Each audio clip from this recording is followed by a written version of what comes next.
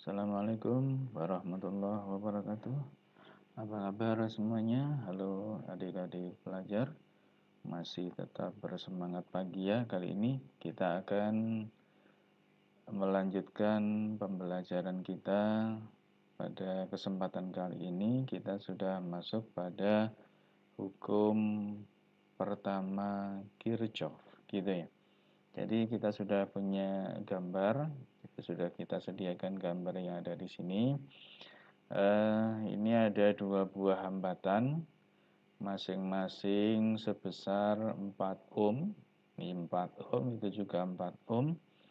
Nah, pada pembahasan sebelumnya kita sudah bahas untuk model rangkaian seperti ini, kita tahu bahwa rangkaian ini adalah rangkaian paralel, gitu ya.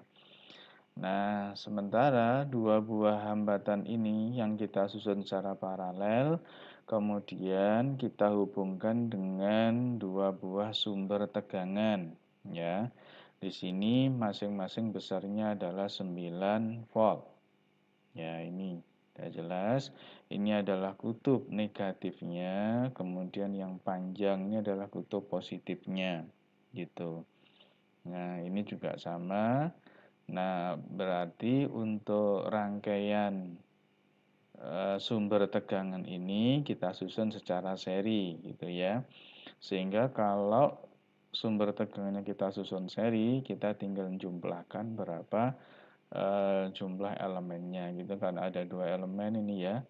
Jadi ada dua sumber tegangan, masing-masing 9 volt yang dipasang secara seri. Berarti kita dapatkan sumber tegangannya ada 18 volt. Oke, seperti itu. Nah, sementara di sebelah kanan kita punya ini yang saya beri kotak kuning ini ya. Ini adalah saklar yang kita gunakan untuk memutus dan menghubungkan. Ya, memutus dan menghubungkan sumber tegangan dengan rangkaian gitu. Nah, hukum pertama Kirchhoff itu mengatakan bahwa arus yang masuk ke titik percabangan, jadi kalau misalkan ini kita gambar ya, kita gambar ini kutub positifnya, ini kutub positif, maka arus itu nantinya akan mengalir dari kutub positif menuju kutub negatif, gitu. Jadi ini arahnya ke sana, ya, jadi arahnya ke arah sana gitu. Itu untuk arusnya, gitu. Nah, kalau saya gambarkan, maka arah arusnya seperti itu, nah, ke arah sana. Oke, ini kita namakan sebagai I, nah, atau kuat arus. Oke, ini adalah arusnya gitu. Nah, arus ini nanti akan berjalan ke sana. Oke, harus berjalan menuju kutub negatif, tapi nggak boleh dia langsung nyabrang ke sini, nggak boleh. Dia harus melewati jalur yang benar ke sana ya. Nah, sebagai ilustrasi, saya coba tutup ini saklarnya saya tutup, maka akan mengalir arus ini yang warna merah ya. Nah, yang warna merah ini adalah arah aliran arus listrik. Nah, ke arah sana. Arah aliran arus listrik yang berwarna merah ini gitu. Nah, kemudian terus dia berjalan pada suatu titik nantinya akan ketemu dengan cabang. Nah, di sini ya. Jadi cabangnya ada di sini, satu berarah ke atas, satunya ke bawah. Gitu. Nah, otomatis ini nanti besarnya arus juga akan terbagi. Satu arah ke sana, oke, ke situ, kemudian satunya arah ke sana. Nah, gitu.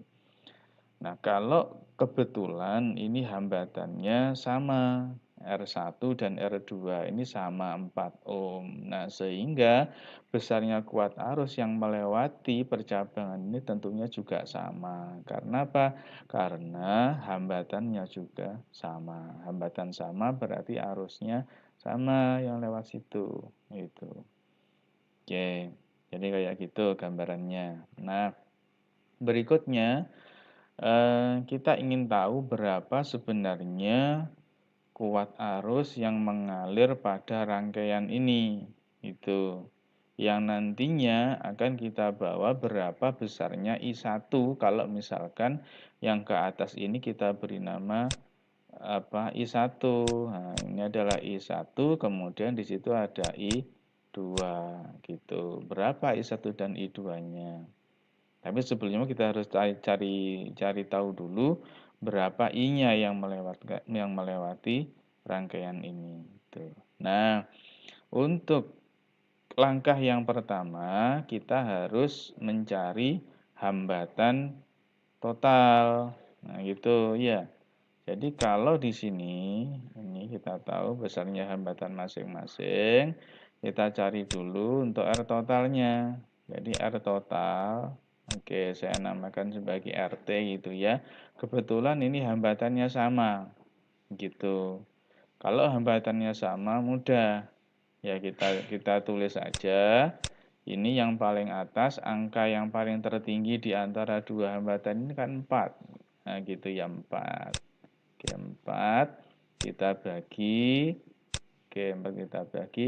4 dibagi 4, 1. Oke, ditambah 4 dibagi 4, tambah 1. Nah, gitu ya. Berarti ini sama dengan berapa ohm?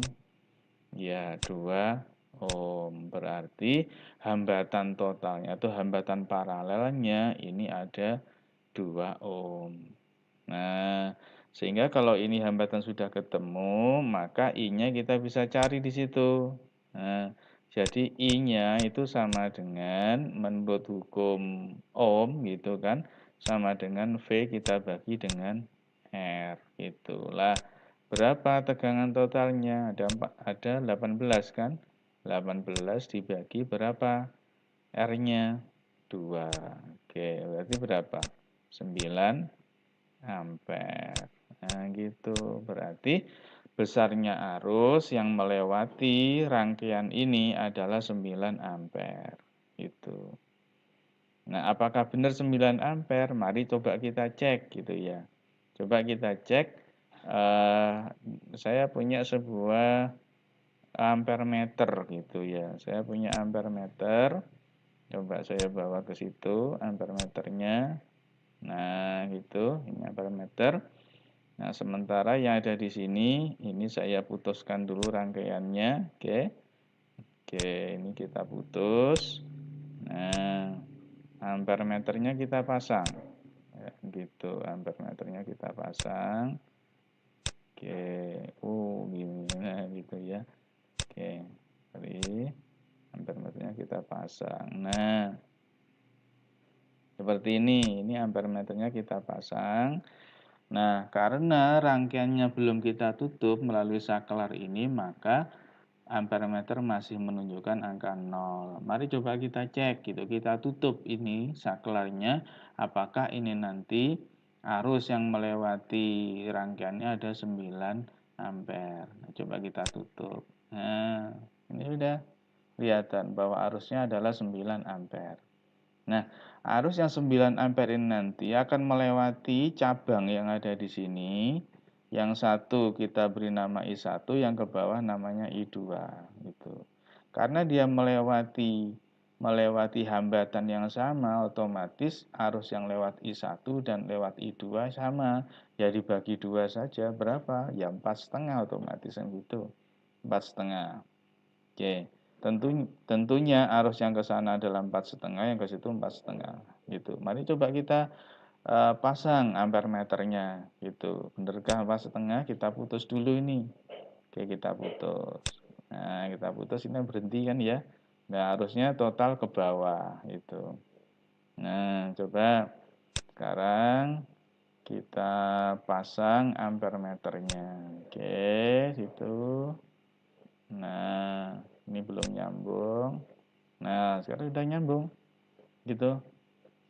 Nah, berarti ini 9 ampere masuk ke sana ke atas, ini ada 4,5, betul kan?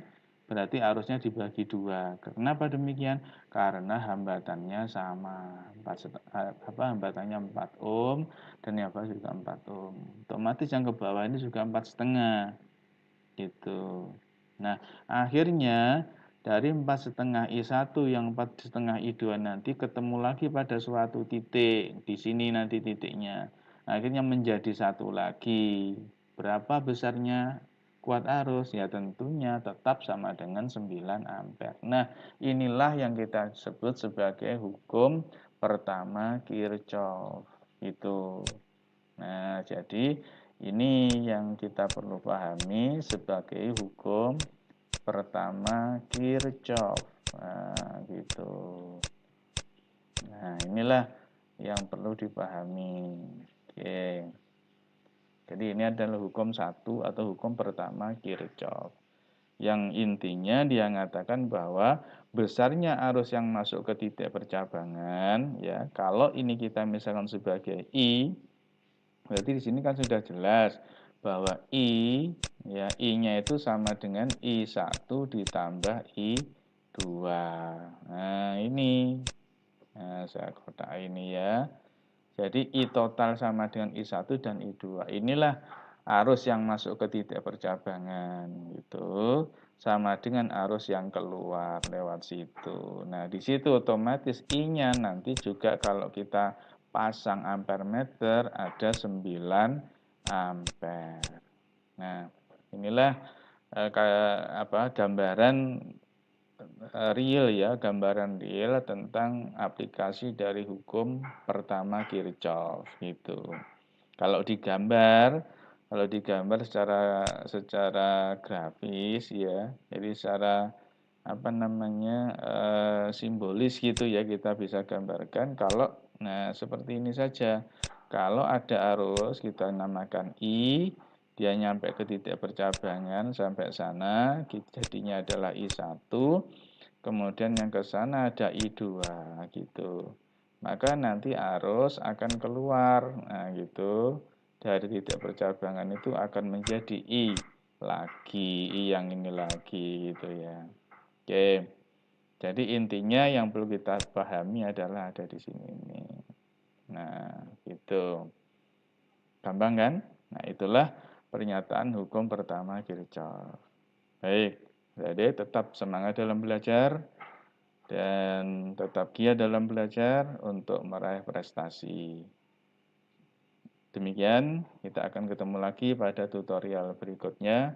Assalamualaikum warahmatullahi wabarakatuh.